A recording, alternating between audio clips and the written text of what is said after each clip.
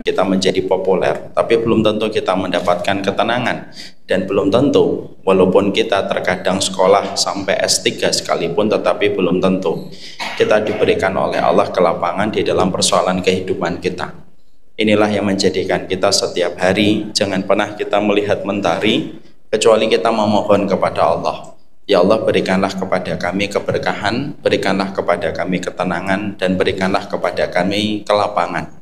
Kalau ibu sudah lapang hatinya, siapapun yang komentar buruk tentang ibu di belakang ibu tidak akan pernah menjadikan ibu kecewa. Kalau ibu sudah tenang, sebesar apapun masalah akan dihadapi dengan tenang. Menghadapi masalah dengan tenang itu merupakan separuh dari solusi yang telah didapatkan. Dan ketika ibu mendapatkan keberkahan, ibu akan terhindar dari berbagai macam dosa besar yang terkadang menyiksa kehidupan dan kualitas kehidupan kita. Ada yang diberikan kekayaan, belum kita meminta pencapaian materi dan finansial, mintalah kepada Allah, ya Allah, berkahilah hidupku, tenangkanlah hatiku, dan lapangkanlah jiwaku, sehingga ketika lapang jiwaku, tidak kita kaya tetapi hatinya tidak lapang. Kalau kita kaya tetapi hatinya tidak lapang, kalau kita mungkin terkenal tetapi mungkin kita tidak lapang, tidak tenang di dalam kehidupan, terkenal tetapi mungkin kita tidak lapang, tidak tenang di dalam kehidupan. Semoga Allah memberikan tiga. Tentunya senantiasa kita bersyukur betul kepada Allah atas seluruh nikmat yang Allah berikan pada kualitas kehidupan kita. Karena sesungguhnya syukur itu bukan anjuran, tetapi syukur itu merupakan kewajiban. Syukur itu bukanlah himbauan, tetapi syukur itu merupakan komitmen pada kehidupan kita. Kualitas kehidupan kita tidak ditentukan seberapa besar kita mendapatkan finansial, tapi kualitas kehidupan kita itu ditentukan seberapa besar kualitas kita di dalam kita bersyukur. Allah menyampaikan di dalam dia baru bersyukur kalau keinginan yang dia inginkan telah dia dapatkan, barulah dia banyak bersyukur kepada Allah. Tapi ketika keinginannya tidak dia dapatkan, biasanya dia jarang bersyukur kepada Allah. Itu syukurnya anak-anak. Anak-anak itu kan begitu. Anak-anak itu kalau kita belikan hadiah, maka dia seketika menjadi anak yang sangat manis. Dia tersenyum sama kita, bahkan dia memberikan janji surga. Mama, nanti malam saya pijetin ya, karena dia baru dibelikan hadiah.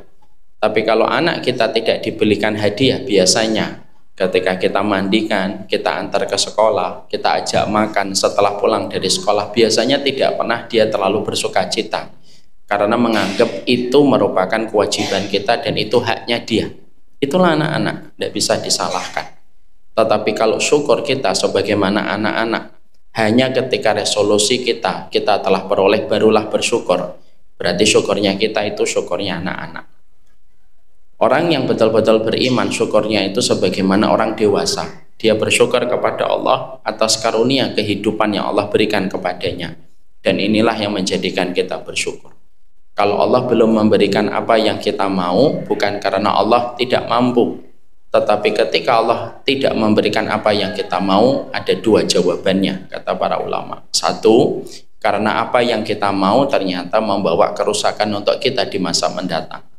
Lidah kita suka yang manis, tapi apakah harus memberi manis pada lidah kita? Kalaupun kita melakukan itu, diabetes mengancam kita dan penyakit serius akan mengiringi perjalanan hidup kita di masa senja. Kadang-kadang kita harus tidak memberi lidah kita sesuatu yang manis supaya kita terhindar dari berbagai macam kerusakan. Permintaan kita itu adalah manis untuk kita, tapi ternyata di dalamnya ada banyak sekali hal-hal yang buruk yang bisa membawa keburukan untuk kita di masa mendatang. Allah kalau tidak memberi ibu mobil listrik, bukan karena Allah tidak mampu, tapi mungkin apa yang kita inginkan di dalamnya ada kerusakan.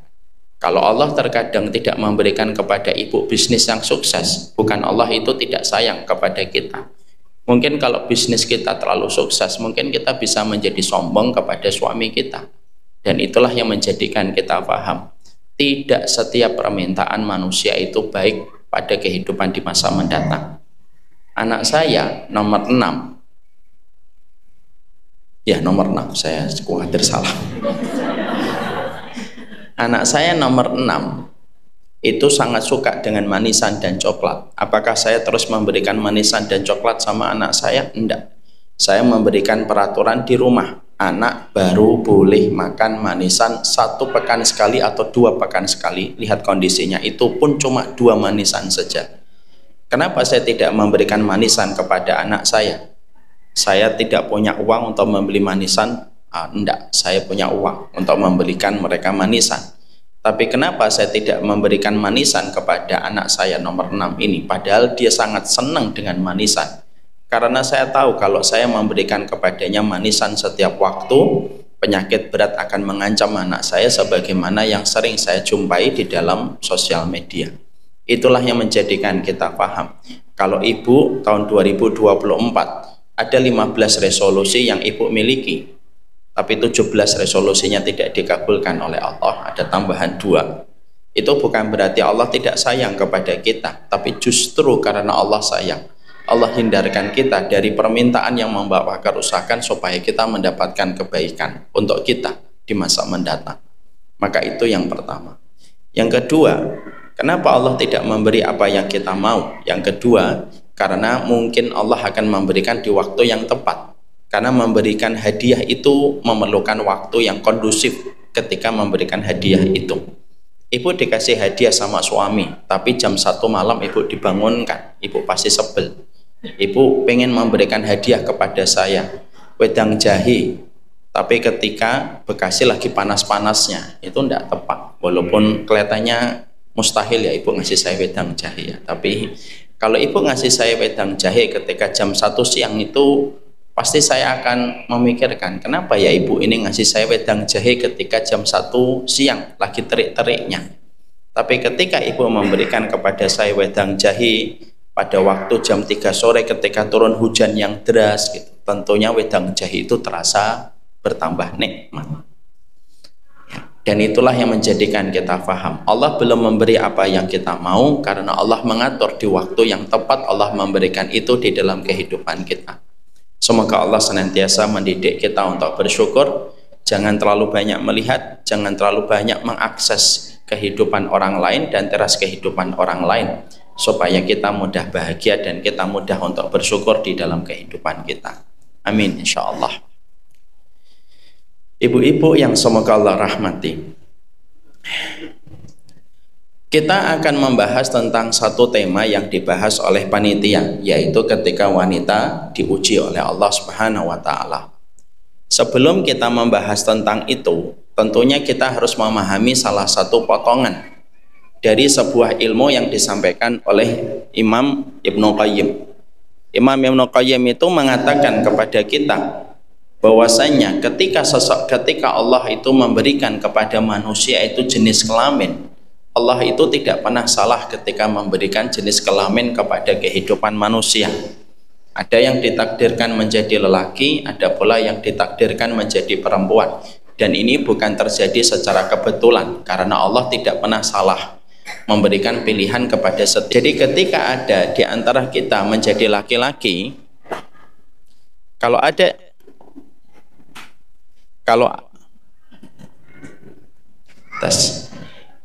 di antara kita menjadi lelaki, maka sesungguhnya itu bukan hanya pilihan yang dipilih secara random. Kalau ada di antara ibu yang dipilih menjadi wanita, itu pun tidak dipilih secara random oleh Allah, tetapi sesungguhnya pilihan yang Allah berikan kepada kita merupakan pilihan yang terbaik, dan tentunya memiliki hikmah yang begitu besar di dalam kehidupan ketika seorang wanita diberikan jenis kelaminnya menjadi bagian dari kaum Hawa atau menjadi wanita. Ini penting saya sampaikan supaya kita jangan pernah berpikir bahwasanya pemilihan jenis kelamin itu dipilih oleh Allah secara random. Allah tidak pernah melakukan satu perbuatan secara random. Allah itu melakukan satu perbuatan dengan hikmahnya, karena setiap perbuatan yang Allah gariskan pada kehidupan setiap makhluk tidak pernah lepas dari hikmah besar yang Allah berikan di dalam kehidupan kita. Ada makhluk yang Allah ciptakan di bawah lautan ketika dia tidak pernah melihat mentari. Ada makhluk yang hidupnya di atas permukaan laut dan ketika dia melihat matahari. Semua itu terjadi dengan hikmah besar yang Allah berikan. Dan kita jangan itu karena doa seorang ibu yang sangat mustajab. Ibu bisa cari laki-laki yang mustajab doanya kepada anaknya, ada Bu, tapi tidak akan sebanding dengan ibu yang dijadikan 3 kali lipat dan dibandingkan laki-laki ketika berdoa. Ibu pernah mendapatkan kisahnya Jurej. Ini saya ceritakan supaya ibu tahu betapa beruntungnya ibu menjadi seorang wanita, apalagi ketika memiliki keturunan. Ada seorang laki-laki yang bernama Jurej. Ada seorang laki-laki yang bernama Jurej. Jurej ini laki-laki yang hidup pada zaman Bani Israel sebelum datangnya Nabi. Nabi menyampaikan hadis ini dalam riwayat Muslim. Jurej ini saking takzimnya, dia itu membangun tempat ibadah di samping rumah ibunya, sehingga kalau beribadah tidak jauh dari ibunya. Satu waktu Jurej itu sedang sholat, Allahu Akbar, lalu ibunya memanggil, "Ya Jurej." Jurej sedang sholat. Jurej lalu berkata, "Saya batalkan sholat saya, atau saya penuhi panggilan ibu saya batalkan, atau saya teruskan?" "Oh, saya teruskan sholat." Ibunya memanggil kembali, "Ya Jurej, wahai Jurej." Gitu. Jurej mikir kembali, saya batalkan sholat atau saya teruskan sholat? Saya teruskan sholat. Dan itu berlangsung sampai 3 panggilan berturut-turut. Maka pada saat itu ibunya Jurej itu agak sedikit sebal dan akhirnya berkata dengan perkataan yang akan membuktikan apa yang tadi saya sampaikan, bagaimana doanya ibu itu luar biasa mustajab. Maka pada saat itu ibunya Jurej itu langsung berkata, "Jurej, Jurej, ibu manggil kok kamu tidak datang, semoga kamu tidak mati sampai kamu melihat senyuman seorang pelacur." Ibunya ini Bu tidak serius, setengah berkelakar. Kenapa? Karena dia tahu anaknya Jurej itu adalah anak yang solih, yang tidak pernah berikhtilat dengan wanita. Dia mengatakan itu bukan karena langsung benci dan murka, enggak, cuma setengah bercanda. "Ya Jurej, Jurej, dipanggil ibu kok nggak datang, moga-moga kamu nggak ketemu senyuman pelacur sampai kamu mati." Perkataan itu diucapkan begitu saja. Dan ternyata hari berganti hari, hari berganti pekan, pekan berganti bulan, bulan berganti tahun. Sampai akhirnya ada sebuah kejadian, kata Nabi. Bagaimana kejadiannya? Yaitu ketika ada seorang wanita di kampung yang sama dengan kampungnya Jurej, itu wanita pelacur. Maka wanita itu senang ketika bisa menyeret seorang Jurej menuju ke penjara. Wanita itu tersenyum ketika melihat Jurej dalam kondisi diborgol. Jurednya ketika melihat wanita pelacur ini tersenyum, Jurej pun tersenyum. Wah, dari senyuman jatuh cinta dong Ustaz? Bukan, belum selesai hadisnya. Maka akhirnya dijebloskanlah Jurej itu ke dalam penjara, dan beberapa bulan setelah itu wanita itu melahirkan. Dan ketika wanita itu melahirkan, maka Allah jadikan anak bayi itu bisa bicara sebagaimana Isa yang lahir bisa bicara. Anak itu langsung berkata, "Bapakku bukan Jurej, bapakku adalah penggembala kambing yang berzina dengan ibuku." Geger kembali kampung tersebut. Kata Rasulullah SAW, akhirnya diinterogasi kembali wanita tersebut. Dan akhirnya wanita itu mengaku bukan Jurej yang menzinainya, tapi adalah penggembala kambing. Long short story-nya, langsung akhirnya Jurej itu dilepaskan dari penjara. Dan sebelum dilepaskan, maka para tentara yang menangkap Jurej itu berkata, "Kenapa ketika kami arak dirimu dari rumah menuju kepada penjara sebelum kami jebloskan, kamu tersenyum ketika melewati rumahnya sang pelacur dan ketika melihat sang pelacur?" Ibu tahu apa yang dikatakan Jurej? "Aku tersenyum bukan karena aku kenal dengan perempuan itu. Aku tersenyum karena aku ingat perkataan ibuku ketika aku pernah 3 kali tidak menyambut panggilan ibuku. Lalu ibuku setengah berkata, mengatakan, 'Jurej, Jurej,' dipanggil sama ibu kok nggak datang. Semoga kamu tidak mati sampai kamu melihat senyuman seorang pelacur. Dan pada hari itu aku tersenyum karena aku mendapati Allah memberikan keperpihakan kepada apa yang diucapkan ibuku walaupun aku sedang dalam kondisi sholat." Jadi ibu kalau dipanggil sama orang tuanya, kalau kita sholat, kalau sholat sunnah itu boleh dibatalkan kalau kondisinya penting. Kalau sholat wajib tidak boleh. Dipanggil suami juga sama. Kalau dipanggil suami, kalau sholat sunnah boleh dibatalkan kalau memang kondisinya penting. Yang terpenting setelah ibu membatalkan sholat, jangan dimarahin suaminya. Apa sih? Tahu sholat manggil-manggil. Semoga Allah merahmati wanita yang menjadikan suami takut kepadanya.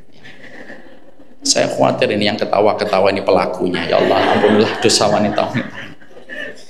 Maka disitulah kita menjumpai dan kita mendapati yang pertama, Allah itu cinta kepada ibu. Jadi sebelum kita membahas tentang diuji, anak khawatir kalau saya langsung masuk kepada tema, ibu nanti suudzon sama Allah. Kenapa kok wanita banyak ujiannya, banyak penyakitnya, banyak sekali yang harus dirasakan.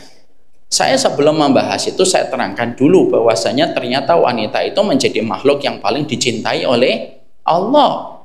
Maka itu pula lah yang menjadikan kita memahami bahwasanya baktinya seorang anak kepada ibu itu berbanding lurus dengan jaminan masa depan yang lebih baik dibandingkan ketika dia berbakti kepada bapaknya.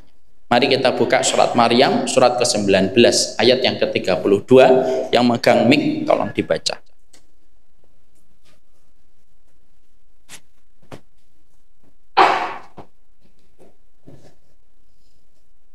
Tolong dibaca Ibu Emma. Artinya. Surat ke-19 ayat 32, ayat 32 surat ke-19. Surat Maryam surat ke-19 ayat 32.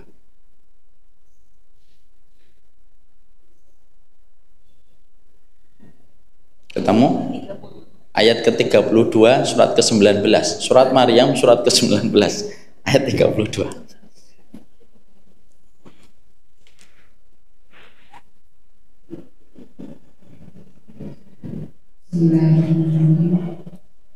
Dan berbakti kepada ibuku, dan dia tidak menjadikan aku seorang yang sombong dan besar.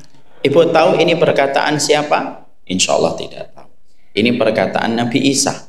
Tapi yang unik ibu dari ayat ini, perhatikan ibu ayatnya. Wa barram biwalidati wa lam yaj'alni jabbaran syaqiyya. Aku berbakti kepada ibuku, maka Allah memberikan kepadaku dua jaminan. Aku tidak dijadikan celaka dan aku tidak dijadikan kasar. Jadi anak-anak kita yang berbakti kepada ibunya, terutama bukan anak mama ya. Karena tidak setiap anak mama itu berbakti. Kadang-kadang maaf, anak mama itu merepotkan. Ada anak mama yang artinya berbakti, ada anak mama yang justru merepotkan orang tuanya. Ini beda. Disebutkan di sini wa barram biwalidati. Karena aku berbakti kepada ibuku, maka Allah memberikan dua jaminan. Aku tidak dijadikan kasar dan aku tidak dijadikan celaka. Jadi kalau ibu nanti mencari menantu, pastikan menantu ibu memiliki sebuah keunikan karakter. Dia adalah anak yang paling dekat dan paling berbakti kepada mamahnya.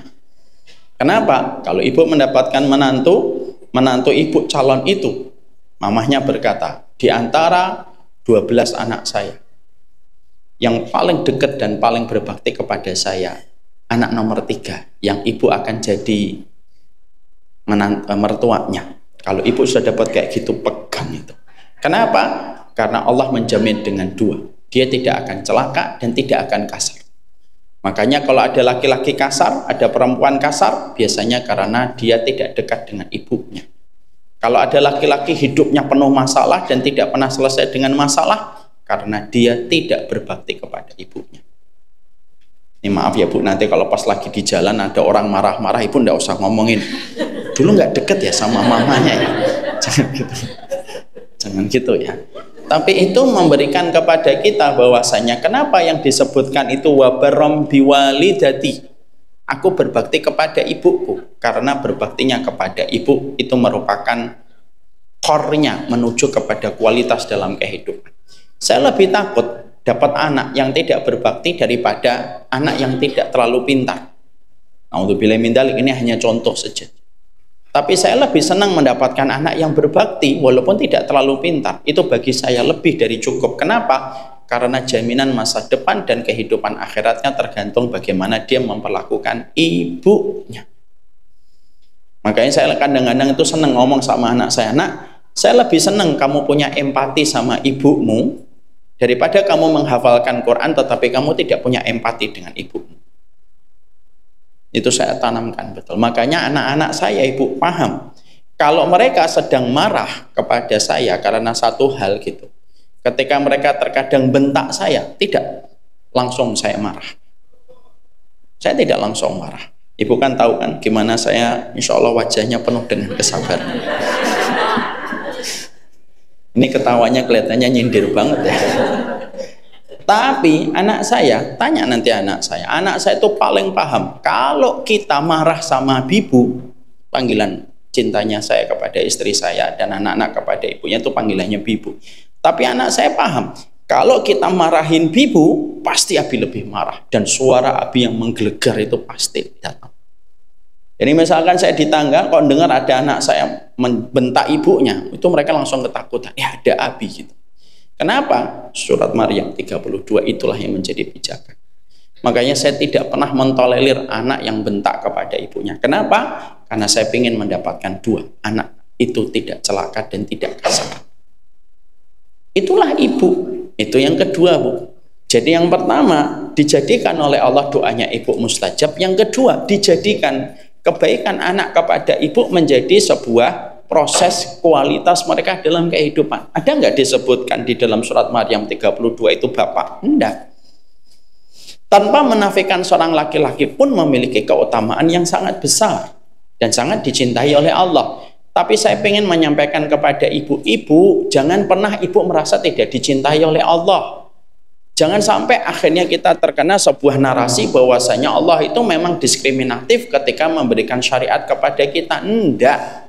Orang yang ngomong adalah orang yang tidak pernah paham tentang Allah. Gimana kita bisa menyandarkan kehidupan kita sama orang yang tidak kenal sama Allah? Makanya maaf ya ibu, jangan terlalu banyak melihat konten.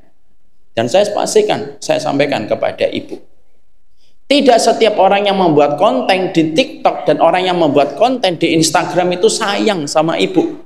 Enggak. Saya sampaikan, kenapa? Kadang-kadang kita menjumpai orang yang membuat konten itu hanya sekedar untuk engagement dan hanya sekedar untuk exposure supaya mereka mendapatkan traffic, lalu mendapatkan cuan di balik AdSense yang mereka peroleh. Makanya jangan jadikan standar hidup kita itu standarnya TikTok. Merusak itu dalam kehidupan. Ya. Saya ambilkan contoh, Bu. Ini penting, ini sedikit agak out of the ini tema, topik. Ada seorang perempuan, suaminya pendiam. Ini contoh nyata ini.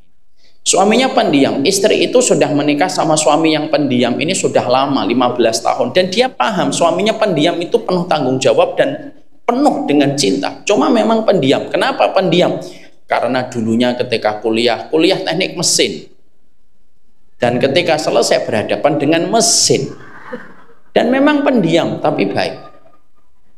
Sampai pada satu pagi ada seorang wanita scrolling TikTok lalu mendapatkan sebuah konten. Kalau suamimu pendiam, ada 5 kemungkinan. 5 yang akan mengejutkanmu. Akhirnya istri yang asalnya tenang ketika melihat suaminya jadi gelisah atau tidak gelisah? Gelisah. Istri yang asalnya tidak melihat handphone atau tidak melihat handphone? Melihat handphone. Ngelihat bukti transferan, semuanya dilihat semuanya. Padahal setelah melihat semuanya nggak ada apa-apa. Itulah bahayanya konten. Makanya akhirnya konten itu hari ini punya pola, selalu membuka opening dengan rasa khawatir dulu. Ya atau tidak? Ibu mau melihat itu atau tidak? Kamu melihat kondisi ini, selalu membuka dengan sesuatu yang sifatnya itu membuat kita itu bisa sedih, stres. Kalau ini didapatkan oleh tubuhmu, hati-hati. Saya saja, orang yang berdakwah saja, pernah baca konten itu sekitar 5 hari yang lalu kalau tidak salah. Wanita itu bisa menyimpan 3 cinta sekaligus. Jangan was-was, ini beneran. Jangan bisa menyimpan 3 cinta sekaligus. 1, cinta dia kepada suaminya. 2, cinta laki-laki yang pernah menjadi masa lalunya. 3, cinta laki-laki yang tidak pernah bisa dijangkau oleh tangannya. Jangan gitu, jangan aku.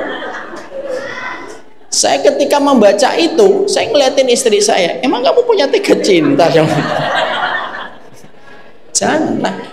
Makanya akhirnya itulah yang menjadikan kita akhirnya mendapatkan bahwasanya Masya Allah, Allah itu memberikan kepada kita, Allah itu mencintai ibu. 1, dijadikan bagaimana Allah itu menjadikan ibu di dalam berdoa mustajab. Allah jadikan baktinya anak kepada ibu 3 kali, menjadikan kesuksesan mereka di masa mendatang lebih besar daripada baktinya mereka kepada seorang bapak. Itu yang kedua. Yang ketiga, Bu, bukti cintanya Allah kepada wanita itu apa? Mari kita buka di dalam surat Al-Ahzab ayat yang ke-37.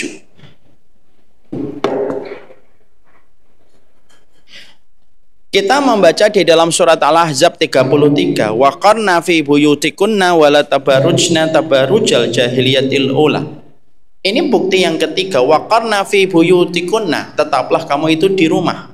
Ibu tahu, Ibu, kalau ibu senantiasa di rumah, ketika ibu menjadi seorang istri, ketika telah menjadi tawanan bagi suaminya semenjak menikah, maaf ya Bu, kata Imam Ahmad, wanita itu menjadi tawanan suaminya.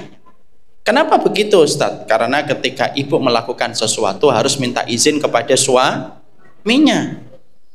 Dan ibu menjadi tawanan, kenapa? Karena setiap ibu pergi, siapa yang paling dirindukan anak? Ibunya. Bapaknya pergi 3 bulan itu anak nggak ada yang nyari. Betul atau tidak? Nggak usah sombong-sombong gitu ya Bu, biasa aja. Tapi ketika ada seorang ibu, mereka pergi sebentar aja, itu anak itu sudah nelpon berkali-kali dan tanya kapan ibu pulang. Bahkan kalau ada barang mereka yang hilang, siapa yang ditelepon? Papahnya atau mamahnya? Mamahnya. Kenapa dia nggak nelpon papahnya? Karena dia tahu kaos kaki papahnya sudah 2 tahun hilang, nggak ketemu-temu. Perempuan itu tawanan semenjak menikah. Tapi Allah memberikan kepada seorang ibu itu sebuah perkara yang indah. Kenapa? Ibu ketika di rumah, walaupun ibu cuma tiduran dan menjadi kaum mager yang malas bergerak, itu sudah menjadi sebuah pahala. Makanya Allah menyampaikan waqarna fi buyutikunna wala tabarrujna tabarrujal jahiliyatil ula. Tetaplah kamu berada di dalam rumahmu dan janganlah kamu bertabarruj sebagaimana wanita jahiliyah. Imam Ibnu Katsir itu berkata, laki-laki kalau di dalam rumah tidak ada niat kepadanya pahala. Tapi ketika seorang wanita itu berada di rumah, Allah memberikan kepada wanita itu pahala yang besar. Kalau seorang wanita itu meniatkan itu karena Allah.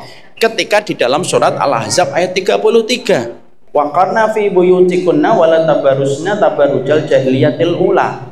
Makanya sesungguhnya akhirnya Allah itu memberikan kepada wanita kemuliaan. Sampai-sampai ketika mereka berada di dalam rumah, keberadaan seorang wanita di dalam rumah itu menjadikan seorang wanita itu bernilai pahala dan mendatangkan rahmatnya Allah.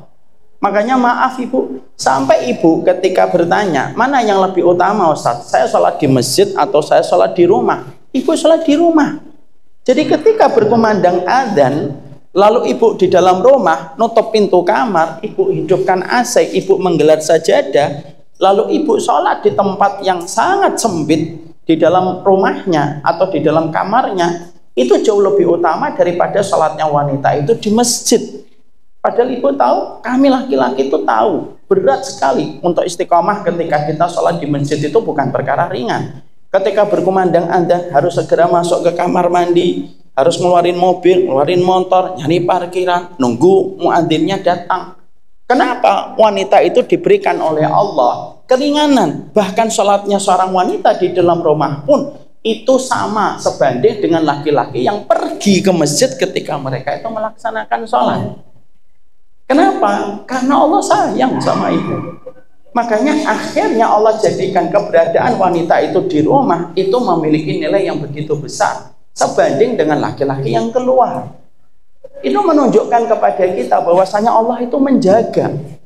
Makanya kalaupun kita mendapatkan ada syariat-syariat yang terkesan kelihatannya diskriminatif kepada wanita, itu cuma satu, karena kita tidak paham ilmunya untuk memahami syariat itu. Ustaz, bukankah wanita dapat separuh ketika dia dibagi waris dapat satu, laki-lakinya dua? Betul ibu, memang kalau ibu dibagi warisan ibu dapat separuh, laki-laki dapat satu. Tapi maaf, ibu dapat separuh itu miliknya ibu utuh. Laki-laki memang dapat satu, tapi harus dibagi sama istrinya, dibagi sama anak-anaknya. Jadi misalkan ada laki-laki dapat warisan sekitar 2 miliar, maka ketika suaminya dapat warisan 2 miliar, istrinya datang dengan senyuman merekah sebagaimana tawaran suami. Iya. Habis dapat warisan, ya. Ingat ya bang, janji-janjimu, ya. Maka sesungguhnya dia harus tetap memberikan kepada istrinya, memberikan kepada anaknya. Kalau dia punya kakak dan adik yang membutuhkan, dia tetap berbagi. Ibu memang dapat separuh warisan itu, dapatnya satu, dapatnya setengah, dapat 1 miliar. Memang kok beda, lakinya dapat 2, saya dapat 1 miliar Ustaz. Tapi kan 1 miliar itu miliknya ibu utuh. Ketika suaminya ibu datang dan berkata, "Mah, dapat warisan ya?" Iya. 1 miliar mah. Iya. Boleh nggak saya pinjam 500 juta untuk modal? Enggak.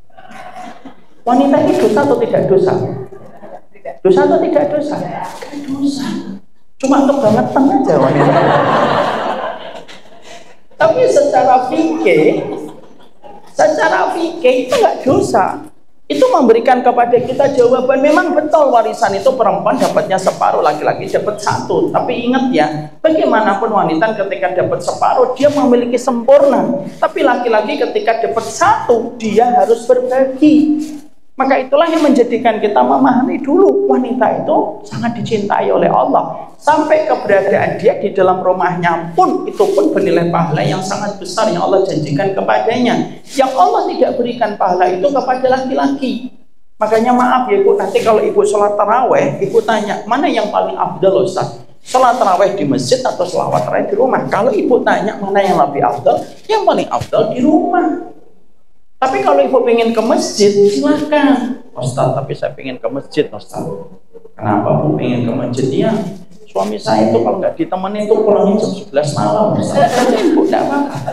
Saya pengen mendapatkan suasana Ramadan kalau di masjid kerasa. Silahkan.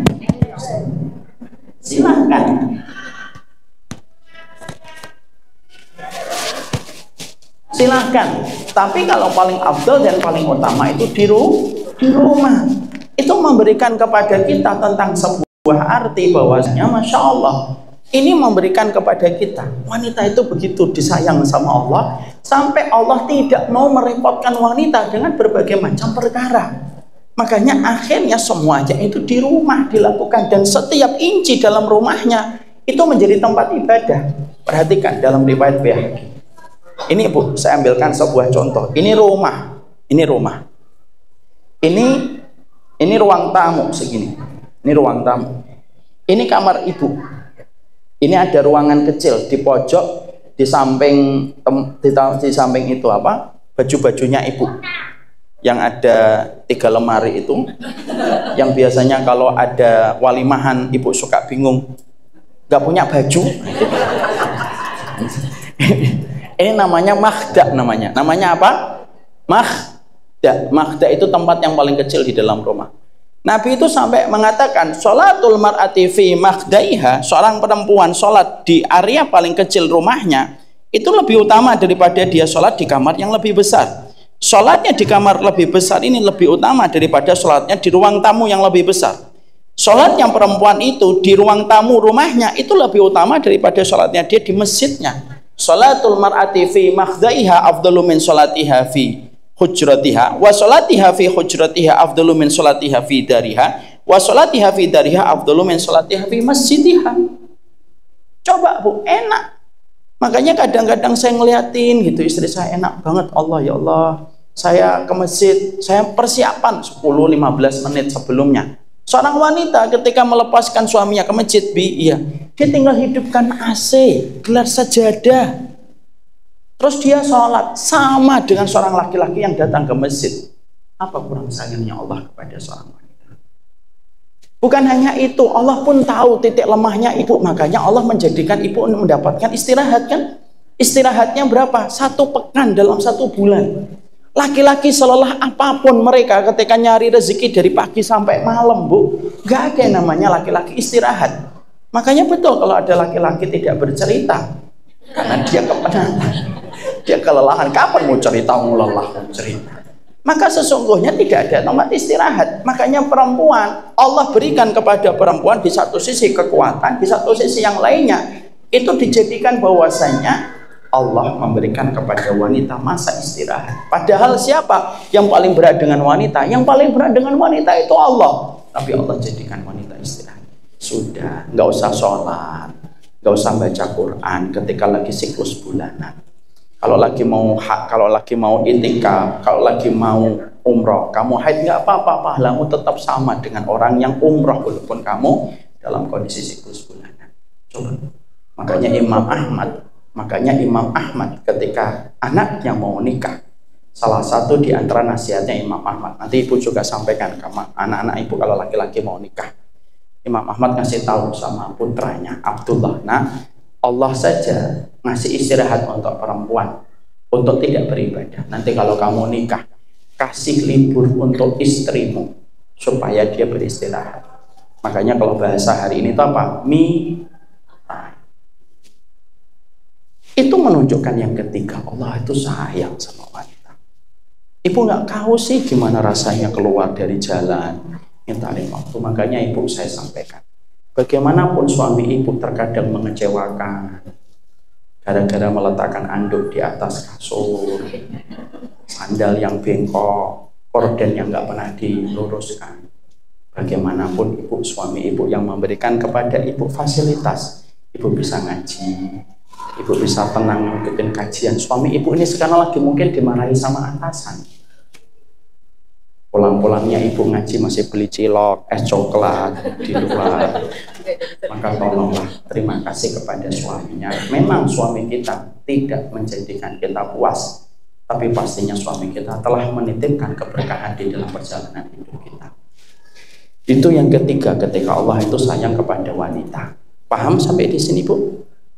Yang keempat, apa tanda Allah itu mencintai wanita? Mari kita buka surat Al-Mujadilah ayat yang pertama. Ini surat Al-Mujadilah, surat ke-58 ayat yang pertama, Ibu. Sudah belum? Surat ke-58.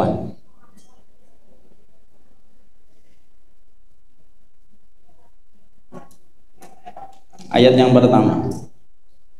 Tolong dibaca lagi artinya.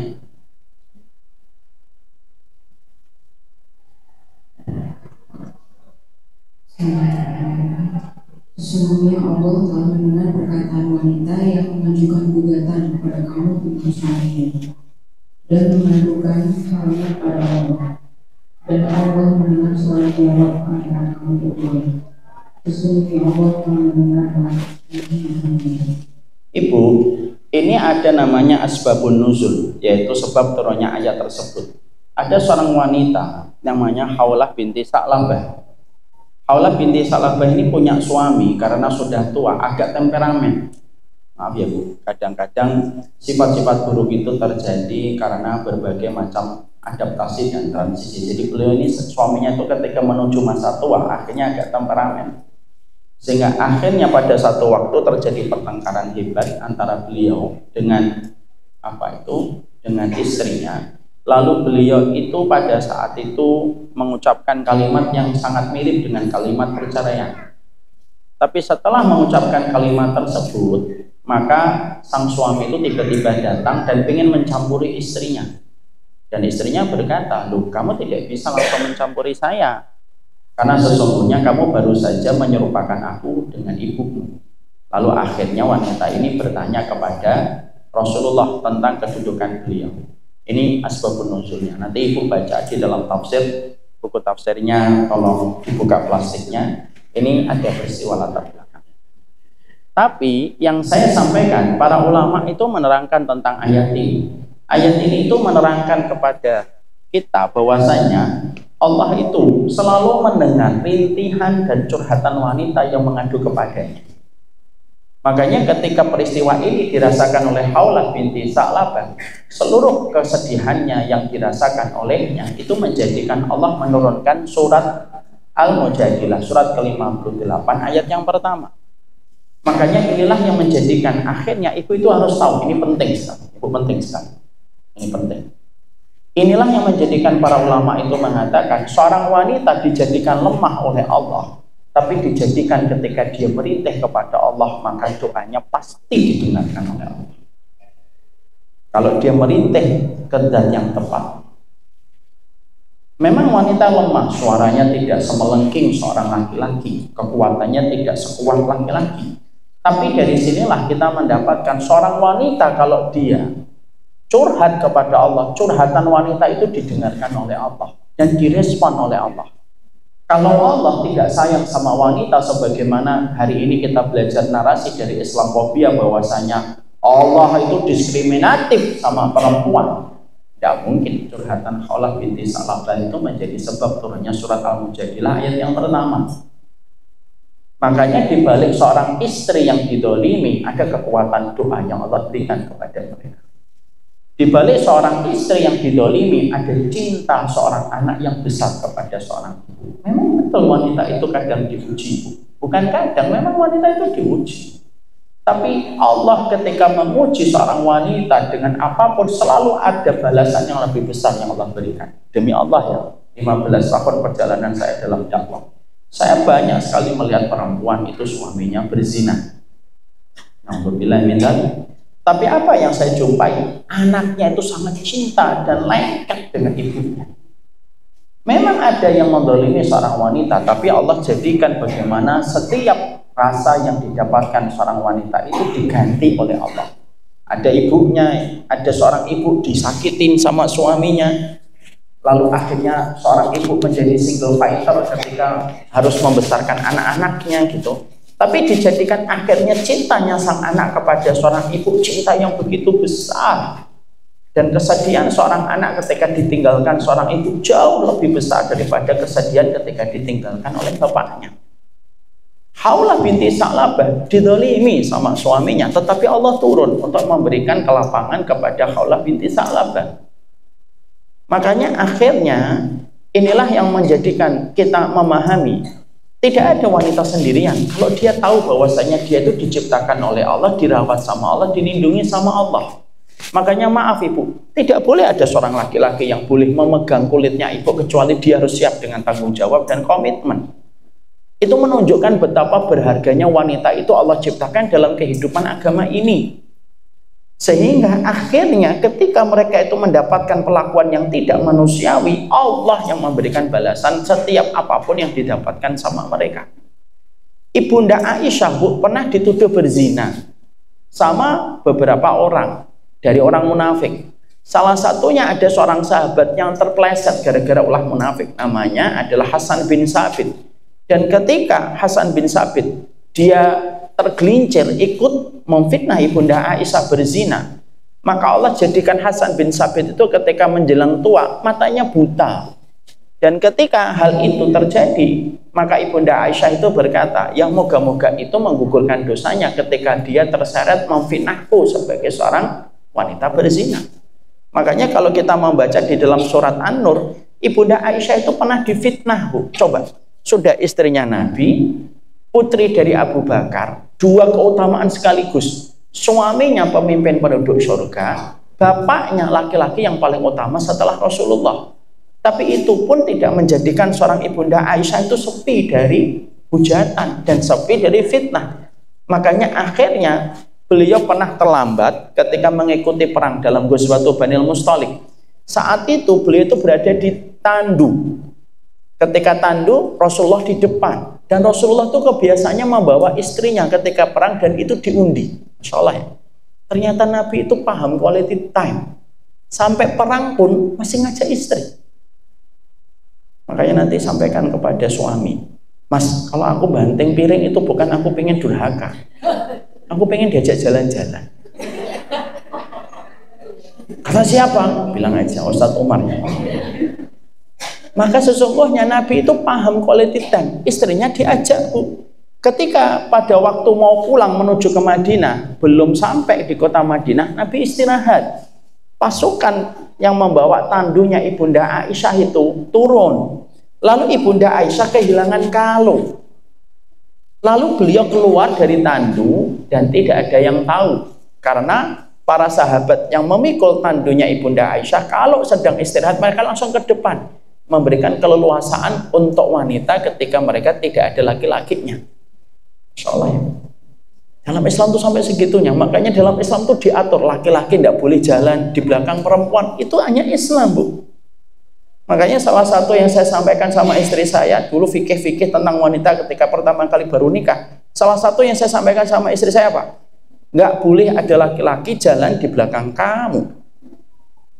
Kenapa? Karena Islam ingin menjaga seorang wanita supaya tidak diciri fisiknya oleh seorang laki-laki manapun.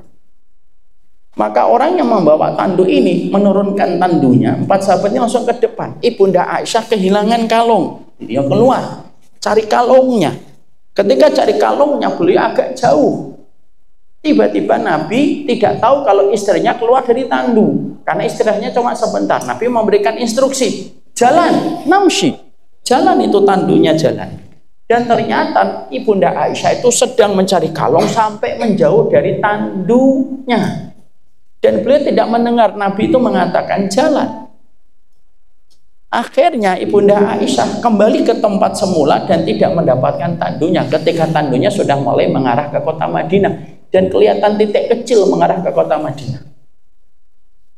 Mungkin ibu nanya, emang yang bawa tandu nggak kerasa? Ini pertanyaan yang saya tunggu-tunggu ini. Nah, sebagian ulama itu, ahli sejarah itu mengatakan pada saat itu Ibunda Aisyah itu langsing, Bu. Saking langsingnya yang memikul tandunya itu tidak terasa. Ya, yang memikul itu tidak terasa. Sudah, saya nggak teruskan kemana-mana.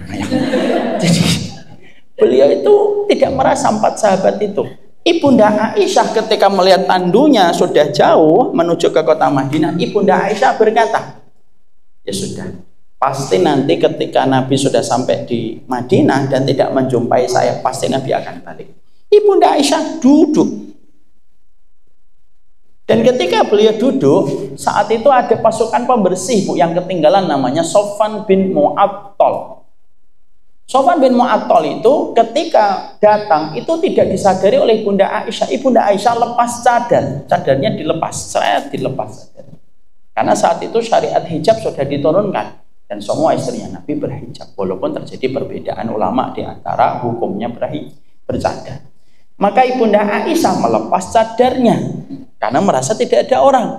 Sofwan bin Mu'attal datang, dan Sofwan bin Mu'attal ini pernah melihat Ibunda Aisyah ketika sebelum syariat cadar diturunkan. Dan ketika ngelihat, langsung dia mengucapkan kalimatnya cuma satu, inna lillahi wa inna ilaihi raji'un. Maka pada saat itu Ibunda Aisyah ketika ada seseorang mengucapkan kalimat istirja inna lillahi wa inna ilaihi raji'un, Ibunda Aisyah langsung menutup kembali cadarnya. Wa anakha rahilatahu. Dalam sejarah itu, literaturnya, nanti akhirnya Sofwan bin Mu'attal itu mempersilahkan ontanya untuk turun ke bawah. Lalu Ibunda Aisyah naik. Dan tidak ada satupun pembicaraan selama perjalanan itu sampai di kota Madinah.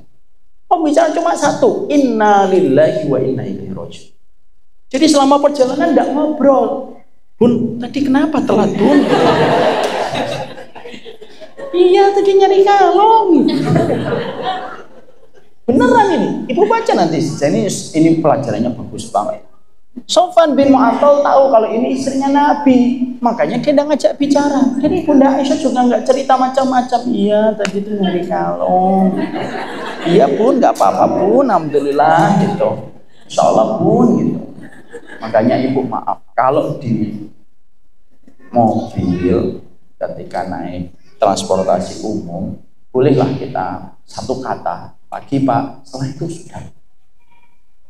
Saya khawatir orang yang ibu ajak ngobrol tidak semuanya memiliki kebersihan hati. Itu Islam. Tetap ramah, jangan sampai ibu lebih sangar daripada preman pasar. Tetap baik, Pak, terima kasih. Nah, naik, udah nggak usah ngajak ngobrol. Kita kembali, akhirnya itu unta dibawa sampai di kota Madinah, dilihat sama Abdullah bin Ubay, orang munafik. Ketika orang munafik itu melihat, akhirnya mereka berkata, loh, Aisyah berzina dengan Sofwan bin Mu'attab dan Nabi. Dan pada saat itu tuduhan itu tuduhan keji. Turunlah surat An-Nur dari 12 sampai 24 untuk membersihkan kesucian ibunda Aisyah radhiyallahu anha. Kalau seorang wanita tidak dicintai oleh Allah, mungkin nggak itu terjadi? Ya, mungkin, Bu. Allah turunkan sampai 12 ayat untuk membersihkan kesucian seorang ibunda Aisyah radhiyallahu anha. Itu memberikan arti kepada kita bahwasanya ini bukti empiris yang tidak bisa terbantah. Perempuan itu disayang betul sama Allah. Bisa jadi, Bu, maaf, bisa jadi dunia mengecewakan ibu. Bisa jadi mungkin suami mengecewakan kita. Tapi yang kita harus paham, Allah tidak pernah mengecewakan setiap hamba beriman dari kalangan seorang wanita. Diberi me time, diberikan keringanan, diberikan rukhsah, diberikan kemudahan di dalam dia beribadah. Dan itu penting untuk dimengerti. Kemudian yang kelima, yang penting, buka surat Al-Qasas. Ini yang terakhir. Ayat yang ke-7. Ayat yang ke-7.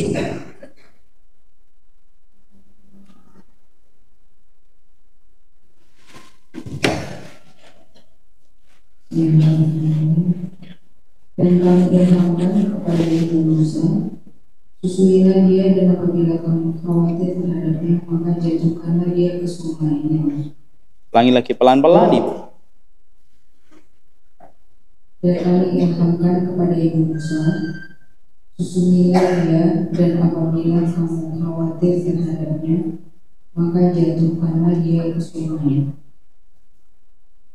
Dan janganlah kamu khawatir, dan janganlah pula bersedih hati, karena sesungguhnya kami akan mengembalikan kepadamu dan menjadikan salah seorang dari para rasul. Ya, coba dilihat ayatnya, Bu. Ada kata-kata enggak? Wala takhafi wala tahzan. Jangan kamu takut, jangan kamu sedih. Ibu sadar enggak? Kalau di dalam Quran banyak sekali diksi indah dari Allah ketika bicara tentang perempuan. Ini kata-katanya untuk perempuan.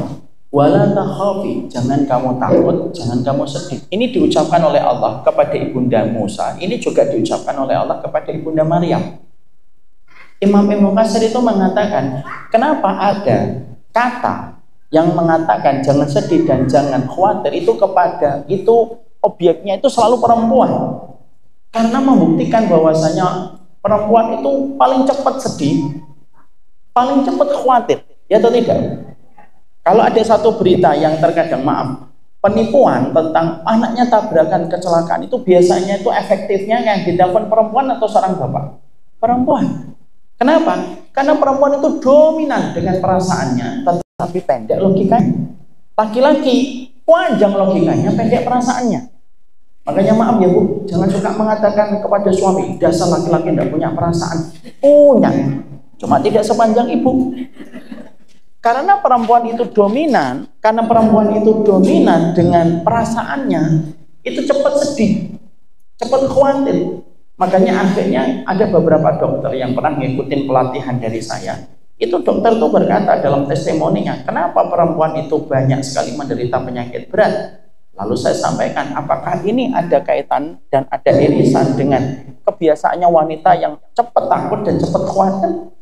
Kata para dokter, iya, satu pola pikir. Ini benar. Makanya ketika kita belajar dari surat Al-Qasas, ibu bisa paham nggak betapa lembutnya Allah ketika memerintahkan kepada ibunya Musa, wala takhafi wala tahzani. Sudah, jangan takut, jangan sedih. Kalimatnya Allah itu sejuk sekali dirasakan. Makanya akhirnya ibunda Musa akhirnya menghanyutkan itu Musa di atas sungai Nil. Sampai akhirnya Musa ditemukan oleh istrinya Fir'aun, yaitu adalah Asya binti Muzahim. Tapi yang kita soroti perkataan ahli tafsir. Perkataan ahli tafsir mengatakan wala takhafi wala tahzani.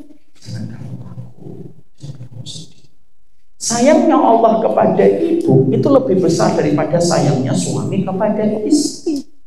Sayangnya Allah kepada ibu itu lebih besar daripada sayangnya anak kepada ibu. Dan ini tidak boleh hilang. Ini prinsip dasar seorang wanita. Sebelum kita bahas ujiannya wanita itu apa saja dan bagaimana kita menghadapi ujian itu, saya ingin sekali dalam kajian ini adalah setiap wanita itu harus sadar secara utuh, hadir secara penuh. Apapun yang terjadi pada hidup, bukan karena Allah yang sayang. Allah itu sayang. Dan tidak ada yang mengalahkan cintanya Allah kepada wanita. Kalau para ustadz di TV sering mengatakan Allah itu sayang sama wanita, makanya adanya surat An-Nisa, tidak ada surat Al-Rijal. Itu common banget. Kalau itu terlalu biasa. Kalau ini kita bedah, Bu. Kita bedah satu-satu perkataan para ulama. Dan itu membuktikan kepada kita. Kalau ada suami yang mengecewakan ibu, ada dunia yang sedang meninggalkan ibu, Allah tidak pernah meninggalkan ibu. Kalau ini sudah kita pahami, membahas tentang wanita diuji itu nanti lebih mudah dan nanti kita lebih lapang. Paham ini di sini? Ini baru muqaddimah. Dan sudah 11:30. Udah 1,5 jam ternyata pembahasan ini. Memang ketika pembahasan wanita itu pembahasan yang panjang dan tentunya tidak bisa dipendekkan dengan waktu. Oleh karenanya anggap aja ini muqaddimah. Kalau satu waktu kita berjumpa kembali, kita akan teruskan gimana ujian wanita itu apa saja. Apakah sama ujiannya laki-laki dan perempuan? Tidak sama. Apa itu ujian spesifik yang Allah kenakan kepada wanita? Kita belajar dari kisahnya para wanita yang diuji oleh Allah dan apa sumber kekuatan wanita ketika menghadapi setiap ujian itu. Semoga Allah merahmati kita, memberkahi kita. Yang terpenting mintalah kepada Allah 3. Mintalah tenang, mintalah lapang, dan mintalah berkah. Itulah muqaddimah kita pada kesempatan hari ini. Inilah muqaddimah yang kita bahas. Muqaddimah ini kita bahas dengan 7 kali ganti mic. Jadi ini muqaddimah istimewa banget.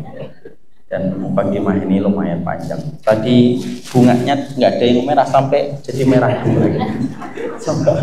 Semoga Allah berkahi kita dalam kehidupan ini. Karena materinya belum selesai, tidak usah ada pertanyaan. Kan materinya baru muqaddimah, ya kan. Jadi nanti kita bahas pada waktu tema sudah kita sempurnakan. Tapi kalaupun ada yang ingin bertanya, saya persilahkan. Ini ada apa saya sampaikan. Semoga Allah jadikan kita tidak pernah merasa sendirian. Ingat ya Bu, penyakitnya wanita itu ada pada pikiran dia sendiri. Dan saya katakan sama ibu-ibu, besi itu patahnya karena ditendang atau karena karat yang tumbuh di atas permukaannya. Karena karatnya. Di situ para ulama mengatakan indah betul. Perempuan itu rusak bukan karena orang lain. Kadang-kadang perempuan rusak itu disebabkan apa yang dia pikir sendiri. Jangan pernah merasa sendirian, jangan pernah merasa tidak disayang sama Allah, jangan pernah merasa dunia meninggalkan ibu. Bisa jadi dunia memang meninggalkan kita, tapi Allah tidak pernah meninggalkan seorang wanita yang Allah ciptakan dengan banyak privilege yang Allah tidak berikan privilege itu kepada seorang laki-laki. Makanya betul kata Ibnu Umar, kalaulah seorang laki-laki tahu bagaimana Allah itu memberikan banyak kemudahan kepada wanita, tentunya tidak ada wanita yang menyesal ketika Allah berikan kepadanya kehidupan sebagai seorang perempuan. Saya pun setelah membaca tentang wanita dengan kemudahannya itu mikir, ya Allah, gampang banget ya Allah memberikan kemudahan bagi wanita. Tapi saya tidak sampai kebablasan pengen jadi perempuan, ya. Saya tetap bangga dengan laki-laki. Barakallahu fikum yang dapat saya sampaikan. Nanti kita pelajari, kalau Allah memperjumpakan kembali, kita pelajari ujian wanita itu biasanya datang dari mana saja. Yang kedua, bagaimana kekuatan kita menghadapi ujian itu. Barakallahu fikum, ini dapat saya sampaikan. Sallallahu ala nabiyina Muhammad. Kita buka dengan 1 atau 2 pertanyaan kalau tidak ada. Ada yang tidak mau bertanya? Oh, tidak ada. Ada. Enggak. Maksud yang durasi tadi, apabila ada sudah terlanjur ibu, seorang ibu dalam hati ibu mengeluarkan sesuatu atau berkata yang buruk. Pertama, banyak melakukan kafarah. Kafarah itu penebusnya umum. Penebusnya itu apa? 1, Rabbana la tu'akhidna in nasina au akhtana. Yang pertama. Yang kedua, tariklah kata-kata itu di hadapan Allah dengan sikap hati yang memelas dan sikap hati yang ingin untuk dikasihani oleh Allah. Ya Allah, saya pernah mengucapkan kalimat ini. Saya pernah kecewa dan mengucapkan kalimat ini. Ya Allah, hapuskanlah kalimat itu di sisimu karena Engkaulah yang maha berkehendak. Yang ketiga, bersedekahlah dengan niatan untuk menghapuskan dosa di balik ucapan-ucapan yang mungkin akan kita sesali di masa mendatang. Maaf ya ibu, ibu boleh marah sama suami, ibu boleh marah sama anak, tapi jangan pernah mengucapkan kalimat yang menjadikan ibu nanti akan menyesali kalimat itu kalau sudah diucapkan. Ada seorang wanita, Bu, ada seorang wanita, dia pernah konsultasi kepada kami dan berkata suaminya itu melakukan tindakan penyimpangan berkali-kali. Sudah dikasih kesempatan mengulang kembali, sudah dikasih kesempatan mengulang kembali, kasih kesempatan mengulang kembali. Maka ketika kami konsultasi kepadanya, saya itu tiba-tiba ingin nanya, apa pertanyaan saya? Ibu pernah nggak ngucapin kalimat ketika dulu pernah bertengkar? Saya tidak akan pernah bahagia ketika nikah sama kamu. Pernah nggak ngucapin kalimat ini? Dia terdiam, Ustaz. Lalu dia berkata, ini kisahnya, dia berkata, saya kalau marah suka ngomongnya begitu. Mungkin kasus yang ibu rasakan, walaupun ini tetap salahnya seorang suami yang sudah melampaui batas, berzina lagi.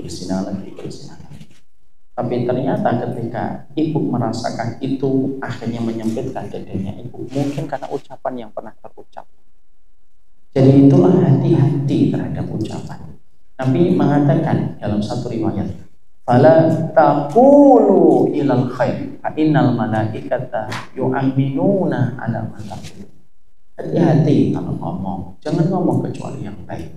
Lalu Nabi menutup closing ayat hadisnya dengan kata-kata indah. Karena para malaikat itu mengaminkan apapun yang kalian ucapkan. Hati-hati. Saya kira pertanyaan beliau mewakili 23 pertanyaan yang lainnya. Semoga Allah memberikan keberkahan. Qadarullah saya ada kajian zuhur di tempat lain. Semoga Allah memberikan kebaikan untuk kita, insyaallah. Ini yang dapat saya sampaikan. Apa? Ya, karena saya ustadznya sabar dan baik.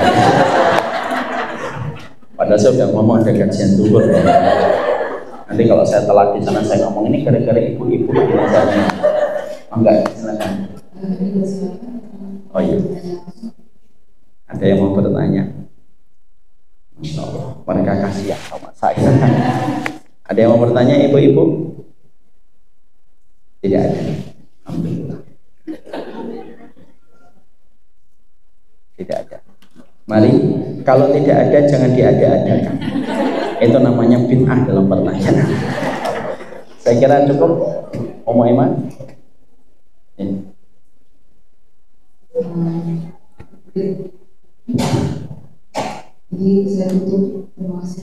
Sami-sami. Moga-moga pas kajian berikutnya, moga-moga dalam kajian berikutnya mic-nya sudah disembuhkan. Ujian banget ini mic-nya. Ya Allah, saya mau marah-marah, saya ustaz. Gak marah-marah kita ganti mic. Ya. Sebelum ditutup, saya mau